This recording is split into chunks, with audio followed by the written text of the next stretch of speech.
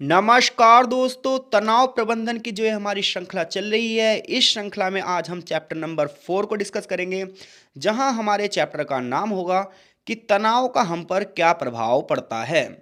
जहां इस बुक के चैप्टर नंबर 1 में हमने तनाव शब्द को जाना, चैप्टर नंबर 2 में हमने तनाव के विभिन्न प्रतिरूपों पर चर्चा करी, चैप्टर नंबर 3 में हमने तनाव प्रवणता को जाना और चैप्टर नंबर 4 में हम ये जानेंगे कि तनाव का हमारे स्वास्थ्य पर क्या प्रभाव पड़ रहा है, तनाव का हमारे कार्य प्रदर्शन पर क्या प्रभाव पड़ रहा है और इवन तनाव का हमारे संबंधों पर क्या प्रभाव पड़ रहा है।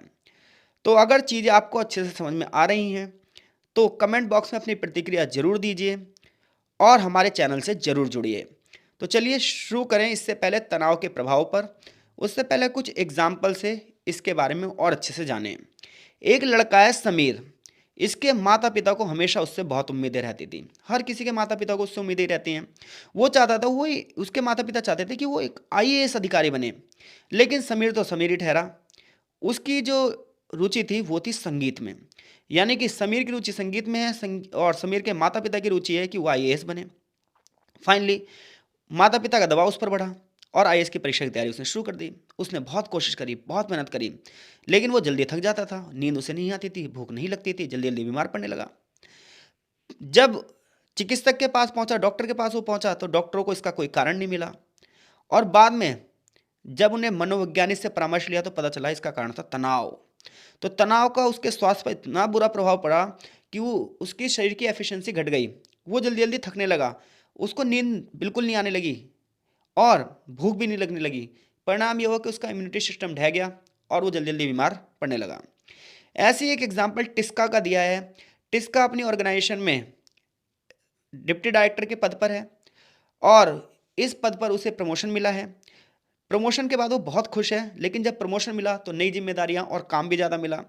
काम करने का उसने अच्छा काम करने की उसने बहुत कोशिश करी, लेकिन उसने ये फील किया कि जो उसका बॉस है वो हमेशा उसके कार्य में गलती ढूंढ देते हैं और वो कभी भी खुश नहीं होते थे। परिणाम ये हुआ कि टिस्का धीरे धीरे करके चिड़चिड़ी हो गई और सबसे नाराज होने लगी। परिवार और दोस्तों पर भी उसका प्रभाव पड़ने लगा और धीरे धीरे करके उसका ब्लड प्रेशर हाई होने लगा और उसके मनोवैज्ञानिक स्वास्थ्य पर उसका बहुत प्रभाव पड़ा। टिस्का का एग्जाम्पल ये बताता है, जब व्यक्ति को काम ज़्यादा मिले और वो काम करे लेकिन सामने वाला बंदा उसके काम से प्रभावित ना हो, तो व्यक्ति इतना बुरी तरीके से प्रभावित हो सकता है कि उसका ब्लड प्रेशर तक हाई हो सकता है और उसके संबंध भी बेकार हो सकते हैं, क्योंकि वो सबसे चिड़चिड़ा होकर गुस्से में बात करेगा। तो इन दोनों उदाहरणों में हमने ये देखा कि जहां समीर के शरीर पर तनाव का बुरा प्रभाव पड़ा, वहीं टिस्का के दिमाग पर, मस्तिष्क पर तनाव का बुरा प्रभाव पड़ा। तो जब भी कोई बंदा तनाव के संपर्क में आता है तो वो शारीरिक या मनोवैज्ञानिक दो तरीके से प्रभावित हो सकता है और यह प्रस्तावना हमें यही बता रही है। चैप्टर की जो शुरुआत है वो यहाँ से होती है और सबसे पहले यही बताया जा रहा है कि हमारे स्वास्थ्य पर तनाव का क्या प्रभाव पड़ता है। तो जब आप ज़्यादा तनाव लेते हो, ज़्यादा स्ट्रेस लेते हो, तो सबसे पहले शिकार होता है आपका हृदय, आपका दिल। तनाव का सबसे पहला जो शिकार है वो हृदय होता है। उसके बाद शरीर में दर्द और पीड़ाएं रहती हैं। कई बार अल्सर तक हो सकता है, ब्लड प्रेशर हाई हो जाएगा, शुगर की बीमारी भी हो सकती है और अस्थमा तक हो सकता है और हाइपर थायराइडिज्म जैसी बीमारियां भी हो सकती हैं। और ये सारी बीमारियां सिर्फ और स्ट्रेस की वजह से होती हैं। और आज तो यह भी पता लगाया गया है कि कैंसर जैसी जानलेवा बीमारी भी स्ट्रेस के कारण हो सकती है, क्योंकि तनाव व्यक्ति के इम्यून सिस्टम पर प्रभाव डालता है। इस प्रकार व्यक्ति आसानी से बहुत सारी संक्रामक बीमारियों से ग्रसित हो जाता है। व्यक्ति की जो एफिशिएंसी पावर है बिल्कुल खत्म हो जाती है। परिणाम ये होता है कि व्यक्ति उम्र से पहले ही बूढ़ा दिखने लगता है। जब कोई व्यक्ति तनाव का सामना करना करता है तो उसके शरीर की एक बहुत बड़ी ऊर्जा जो है वो तनाव में ही चली जाती है। परिणाम ये होता है कि शरीर के और अंगों को पोषण नहीं मिल पाता है। तनाव से व्यक्ति हृदय संबंधी विकारों से ग्रसित हो जाता है, यानी कि दिल से संबंधी बीमारियों से ग्रसित हो जाता है। उसकी धड़कनों की दर बहुत तेजी से बढ़ जाती है। रक्तचाप यानी कि ब्लड प्रेशर में वृद्धि हो जाती है। हृदय गति में तेजी आ जाती है। व्यक्ति अधिक मेहनत करता है। लंबे समय तक तनाव का हृदय पर बहुत बुरा प्रभाव पड़ता है। व्यक्ति की कई बार जीवन शैली बेकार हो जाती है। वो व्यायाम नहीं करता है। आहार संबंधी जो आदतें होती हैं वो बेकार हो जाती हैं। इवन शराब तक पीने लगता है व्यक्ति, नशीले पदार्थों का सेवन करने लगता है और आत्मविनाश की ओर चला जाता है। तो तनाव का इतना बुरा प्रभाव है भाई। तो तनाव से हृदय संबंधी रोग होते हैं भाई। ठीक है। होता क्या, जब व्यक्ति तनाव को फील करता है तो शरीर में उसके चेंजेस आते हैं। शरीर में जब चेंजेस आते हैं तो धड़कनें क्या हो जाती है, बढ़ जाती हैं, ब्लड प्रेशर हाई हो जाता है।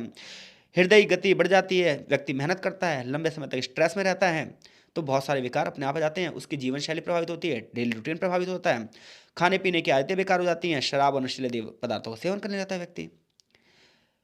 इसके अलावा तनाव का दूसरा प्रभाव हमारे स्वास्थ्य पर यह है कि ब्लड प्रेशर हाई हो जाएगा। हमारे शरीर में जो हमारे शरीर में क्या होगा, हृदय संबंधी विकार उत्पन्न हो जाएंगे, स्ट्रोक और गुर्दे से संबंधित जो बीमारियां हैं ये बढ़ जाएंगी, ग्लूकोज और फैटी एसिड जो है वो जमा हो जाएगा। परिणाम क्या होगा, ब्लड प्रेशर हाई होगा और विभिन्न प्रकार के जो है हार्मोन जो हैं वो रिलीज होंगे, रसायन रिलीज होंगे और वो हम पर निगेटिव इम्पैक्ट डालेंगे। कई बार आपने ये देखा होगा, कुछ बच्चे ऐसे होते हैं जैसे जैसे वो स्ट्रेस लेंगे तो उनका क्या होगा, पेट खराब हो जाएगा। तो देखो भाई, ये सीन बहुत खतरनाक है। जब आप बहुत ज़्यादा स्ट्रेस लेते हो तो क्या होता है, जो आंतों से संबंधित रोग होते हैं, अल्सर टाइप के रोग, वो होने शुरू हो जाते हैं। क्योंकि बंदा जब स्ट्रेस लेता है ना तो शरीर की एक बहुत बड़ी एनर्जी जो है स्ट्रेस पे वर्क करने लग जाती है। परिणाम ये होता है कि शरीर के जो और अंग होते हैं उन पर एनर्जी नहीं जाती है और वो अंग कमजोर होने लगते हैं, और उसका प्रभाव ये पड़ता है कि व्यक्ति की जो पाचन क्षमता है वो बेकार हो जाती है, और पाचन क्षमता खराब होने से व्यक्ति के अंदर पैप्टिक अल्सर हो जाता है और उसको खाना नहीं पचता है। तनाव से दमे की बीमारी भी हो जाती है, और कई बार जब लंबे समय तक इंसान तनाव में रहेगा, कई कई सालों तक तनाव में रहेगा, तो उसे कैंसर भी हो सकता है। माइग्रेन जैसी जो समस्या है आज वो बहुत ज़्यादा आप देख सकते हैं, और ये सब कारण किसका है, तनाव का। तो तनाव का हमारे स्वास्थ्य पर क्या प्रभाव पड़ रहा है ये आप समझ रहे हैं। ऐसी एक बीमारी है हाइपरथायरिज्म। इसका प्रभाव भी जब होगा जब तनाव में आप बहुत लंबे समय तक रहोगे, तो जो हमारी थायराइड ग्रंथि होती है ये निगेटिव रूप से प्रभावित हो जाती है। परिणाम ये रहता है कि थायराइड ग्रंथि उत्तेजित हो जाती है और T3 हार्मोन जैसे जो चीज़ें हैं ये हमारे शरीर में ग्लूकोज के स्तर को बढ़ा देती हैं और हम एक गंभीर बीमारी की ओर चले जाते हैं। तनाव से सबसे बड़ी जो बीमारी आज आप देख रहे हैं, लोग डिप्रेशन में चले जा रहे हैं, अकेलेपन का शिकार हो जा रहे हैं। परिणाम ये हो रहा है कि कई बार व्यक्ति आत्महत्या तक कर लेता है। अत्यधिक तनाव की वजह से PSTD यानी कि अभिघातज उत्तर तनाव विकार जैसी समस्या आ जाती हैं। इसमें व्यक्ति किसी दर्दनाक स्थिति में फील होता है। ऐसा होता है जैसे मान लो किसी ने अपने परिवार के प्रियजन को खो दिया हो, किसी व्यक्ति ने ऐसे व्यक्ति को खो दिया हो जो उसे बहुत ही प्रिय हो, तो ऐसे में व्यक्ति बहुत लंबे समय तक तनाव में चला जाता है। या कभी किसी का एक्सीडेंट हो गया हो, यानी कि कुल मिलाकर जो दर्दनाक घटनाएं हैं ये व्यक्ति की यादों में रह जाती हैं, व्यक्ति उन्हें कंट्रोल नहीं कर पाता। परिणाम ये होता है कि व्यक्ति पूरी तरीके से डिप्रेशन में चला जाता है। इन सब के बाद व्यक्ति जाएगा नशीली दवाओं और शराब के पास, और वो अपने आप को आत्मविनाश की ओर ले जाएगा। तो हमारे शरीर पर तनाव के क्या क्या प्रभाव पड़ते हैं बता दोगे? तनाव के कारण होने वाली 5 बीमारियों के नाम बता दोगे आप? हृदय संबंधी विकार, दर्द और पीड़ा, ulcer, high blood pressure, sugar, asthma, cancer जैसी बीमारियां, ये सब तनाव के स्वास्थ्य पर प्रभाव हैं। अब हम बात कर रहे हैं तनाव का हमारे कार्य प्रदर्शन और हमारी प्रोडक्टिविटी पर क्या प्रभाव पड़ता है। तो सिंपल सी बात है, देखो, अगर तनाव आप सीमित मात्रा में लोगे तो आपके कार्य का प्रदर्शन बहुत अच्छा होगा, ऐसा हमने दूसरे चैप्टर में पढ़ा था। लेकिन तनाव हम जब औकात से ज़्यादा ले लेंगे तो क्या होगा, हमारा प्रदर्शन गिरता हुआ चला जाएगा, और एक टाइम ऐसा आएगा कि हमारी जो शरीर की कार्य क्षमता थी उससे भी कम काम करेंगे हम। तो जब हम प्रदर्शन की बात करते हैं तो अच्छा प्रदर्शन आप कब करोगे भाई? अच्छा प्रदर्शन जब आप करोगे जब आप प्रेशर को फील नहीं करोगे, खुलेपन से काम करोगे, तो आपका प्रदर्शन भी अच्छा होगा और प्रोडक्टिविटी भी अच्छी होगी। और प्रदर्शन कब अच्छा हो सकता है? तो जो काम आपको करना है उसका आपको ज्ञान हो। तो संज्ञानात्मक कार्यकाल मतलब ये है कि आपकी लर्निंग पावर बहुत अच्छी है। आपको कोई भी चीज़ ट्रेनिंग में सिखाई जा रही है, आप तुरंत ही सीख ले रहे हो, इवन उससे बेस्ट दे रहे हो आप। आपको चीज़ें याद रह रही हैं, फैक्ट आपके पास रहते हैं। ये आपके संज्ञानात्मक एबिलिटी होती है, कॉग्निटिव लर्निंग होती है। लेकिन जब आप लंबे समय तक तनाव में रहते हो ना तो आपकी याददाश्त कमज़ोर हो जाती है, क्योंकि आप एक ही चीज़ को बार बार सोचे जा रहे हो, एक ही चीज़ को बार बार सोचे जा रहे हो। आप ना किसी चीज़ में ध्यान नहीं लगा पा रहे हो, आपकी जो एकाग्रता है वो प्रभावित हो रही है। आप किताब पढ़ने जा रहे हो, 2 लाइन के बाद उठ जा रहे हो। तो अगर आप लंबे समय तक तनाव लोगे तो जो कॉग्निटिव लर्निंग प्रोसेस है वो बेकार हो जाएगा आपका। और कॉग्निटिव लर्निंग प्रोसेस यानी कि संज्ञानात्मक कार्यकाज का मतलब यह है कि आप नई नई चीज़ें सीख रहे हो, आपका लर्निंग प्रोसेस बहुत अच्छा है, आपको कोई भी चीज़ की ट्रेनिंग दी जा रही है, आप तुरंत ही उस चीज़ को सीख ले रहे हो।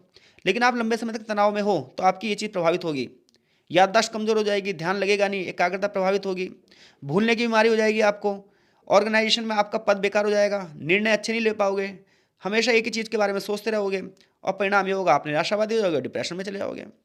तो इस तरीके से तनाव का प्रभाव पड़ेगा भाई आपको, क्योंकि किसी भी कार्य करने के लिए दिमाग एकदम बिल्कुल पर्टिकुलर वे में काम करना ही चाहिए। और आप तनाव कर ले रहे हो तो आप कॉग्निटिव लर्निंग पे इम्पैक्ट पड़ा, उससे आपको दिमाग की जो है समस्याएं होने लगी। परिणाम ये होगा कि आपका प्रदर्शन क्या होगा, निगेटिव हो गया। आप थकान जल्दी अनुभव करोगे, थकान जल्दी अनुभव करोगे तो काम अच्छे से नहीं कर पाओगे, काम अच्छे से नहीं कर पाओगे तो प्रोडक्टिविटी डाउन हो जाएगी। और यहाँ पर एक चित्र दिखाया गया है, इस चित्र में आप देख सकते हो कि जब आपने तनाव पॉजिटिव वे में लेना शुरू किया तो ये ग्राफ बढ़ता चला गया। जब तनाव आपने बहुत ही ज़्यादा ले लिया तो वापस से स्ट्रेस आप वापस से आपका ग्राफ गिर गया और क्या हुआ, प्रोडक्टिविटी कम हो गई। तो तनाव अच्छा तो है लेकिन उतना ही जितना हम उसे पॉजिटिव वे में ले सकें। आवश्यकता से अधिक तनाव हमारे ग्राफ को नीचे ही गिराएगा, हमारी कार्य क्षमता घट जाएगी, नौकरी से हम असंतुष्ट हो जाएंगे और यहाँ तक कि कई बार हम नौकरी छोड़ भी सकते हैं। ठीक है भाई, तो ये तनाव का क्या है, हमारे कार्य क्षमता पर निगेटिव इंपैक्ट है। यहाँ से यहाँ तक यही सब चीज़ें बताई गई हैं। कुछ चीज़ें मैंने मेन हाईलाइट कर रखी है, वो मैं बता देता हूँ आपको। जो व्यक्ति तनाव में ज़्यादा रहेगा वो अपने काम की जो गतिविधि है उस पर ध्यान ही नहीं केंद्रित कर पाएगा। जब वो काम की गतिविधि पर ध्यान नहीं केंद्रित कर पाएगा तो प्रोडक्टिविटी भी क्या होगी, कम होगी। कई बार तो दुर्घटनाओं का शिकार भी बन सकता है। कई बार पता है क्या होता है, बंदा मशीनों में काम करते करते उसका हाथ मशीन में चला जाता है, हाथ कट जाता है बंदे का, तो ऐसी समस्या भी हो जाती है भाई। जो व्यक्ति तनाव में होगा ना वो टीम वर्क में काम ही नहीं कर पाएगा, क्योंकि वो व्यक्ति के प्रति निगेटिव होगा, वो लोगों से संवाद ही नहीं कर पाएगा, संबंध उसके क्या हो जाएंगे, बेकार हो जाएंगे। कई बार जो कर्मचारी होते हैं ना, एम्प्लॉयज़ जो होते हैं, वो टेक्नो स्ट्रेस का भी फील करते हैं। टेक्नो स्ट्रेस का मतलब ये है कि जैसे मान लो कोई नई टेक्नोलॉजी आई, अब कोई नई टेक्नोलॉजी आई, बंदे ने स्ट्रेस ले लिया, यार मैं इस टेक्नोलॉजी को सीख पाऊंगा या नहीं सीख पाऊंगा। अब ऐसे में क्या होगा, वो काम ढंग से नहीं कर पाएगा। तो टेक्नो स्ट्रेस आजकल बहुत लोग फील करते हैं, क्योंकि पहले सिंपल काम होते थे ऑफिसों में, अब ऑफिसों में बहुत जटिल काम हो गए, नई नई टेक्नोलॉजी डेली आ रही है, तो बंदे को अपने आप को अपडेट करना पड़ रहा है। तो बहुत सारे बंदे ऐसे होते हैं जो टेक्नोलॉजी को उनके अंदर ये क्षमता नहीं होती कि वो टेक्नोलॉजी को समझ पाएँ, जिसकी वजह से वो टेक्नो स्ट्रेस में चले जाते हैं।